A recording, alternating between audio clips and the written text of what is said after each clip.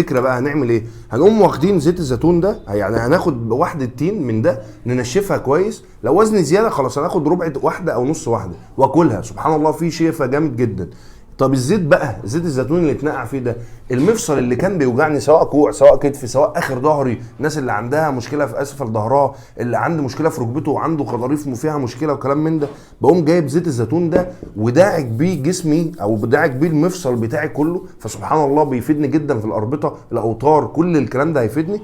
بعد كده اخر حاجه واهم حاجه اللي انا قلت لكم عليها في الفيديو، بعد ما هخلص القصه دي هجيب صوف بتاع خرفان والفه على المنطقه اللي فيها المشكله دي. صدقوني بعد شهر واحد هتحس بفرق رهيب، مهما كنت بتاخد علاج مهما كنت بتاخد ادويه هتحس بفرق غير عادي. اتمنى اللي يجرب يقول لي النتيجه، وان شاء الله دي نتيجه مؤكده وربنا اقسم بيها. كل سنه وحضراتكم طيبين وعيد مبارك عليكم. السلام عليكم.